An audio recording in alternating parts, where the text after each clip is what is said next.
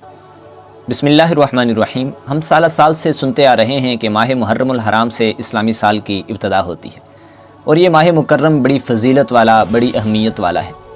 نیز اس ماہ مکرم کی پہلی تاریخ کو خلیفہ دوم حضرت سیدنا عمر فاروق رضی اللہ تعالیٰ عنہ کا یوم شہادت ہے، اور 10ویں تاریخ کو نواسہ رسول جگر گوشہ بطول حضرت امام حسین رضی اللہ تعالیٰ عنہ کا یوم شہادت ہے۔ لیکن ہم نے آج تک اتنی زحمت نہیں کی کہ ہم جان لیں کہ اس ماہ مکرم کی جو ابتدا ہے، یا پھر یہ جو سن ہجری کی ابتدا ہے، یہ کیسے ہوئی، کب ہوئی اور کیوں ہوئی۔ یقیناً بہت کم لوگوں کو پتہ ہوگا کہ جو سن ہجری ہے اس کی ابتدا کیسے ہوئی اور کب ہوئی۔ اگر ہم اس کی تفصیل میں جائیں تو خلیفہ دوم حضرت سیدنا عمر فاروق رضی اللہ تعالیٰ عنہ کا زمانہ ہے، سن 16 یا 17 ہجری ہے، کیونکہ حضرت عمر فاروق رضی اللہ تعالیٰ عنہ کے دور خلافت میں اسلام دنیا کے کونے کونے تک پھیل چکا تھا، اور ایک بہت بڑا رقبہ اسلام کے زیر نگیں آ چکا تھا۔ اب ضرورت اس بات کی تھی کہ جو خطوط حضرت عمر رضی اللہ تعالیٰ عنہ مدینہ میں بیٹھ کر پوری ریاست میں بیچتے تھے، ارسال فرماتے تھے، ان پر تاریخ مقرر نہیں ہوتی تھی، جس کی وجہ سے بہت سارے جو ریاست کے امور ہوتے تھے وہ ڈسٹرب ہوتے تھے۔ حضرت عمر فاروق رضی اللہ تعالیٰ عنہ نے ابو موسیٰ اشعری رضی اللہ تعالیٰ عنہ کو ایک خط لکھا، جس کے جواب میں ابو موسیٰ اشعری رضی اللہ تعالیٰ عنہ نے حضرت عمر فاروق رضی اللہ تعالیٰ عنہ کو لکھا کہ امیر المؤمنین، آپ جو خطوط ارسال فرماتے ہیں ان پر تاریخ مقرر نہیں ہوتی، جس کی وجہ سے بہت سارے مسائل درپیش آتے ہیں۔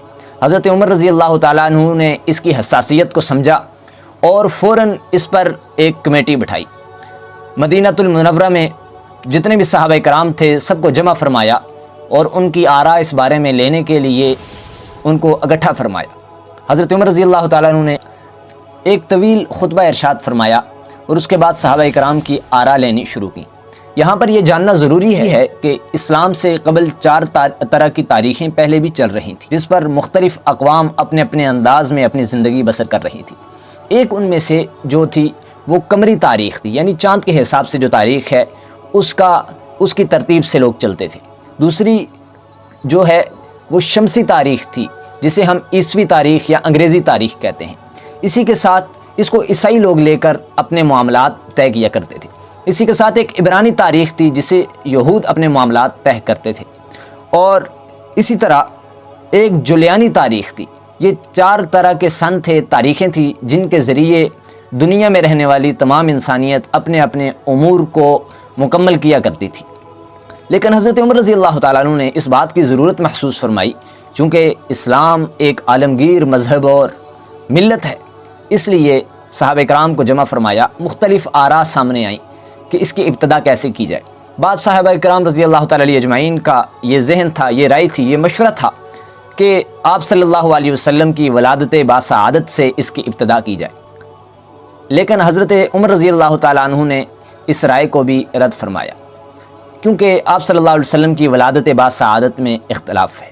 دوسری رائے یہ سامنے آئی کہ جب آقا نامدار صلی اللہ علیہ وسلم کو نبوت ملی، اس تاریخ سے اس کی ابتدا کی جائے۔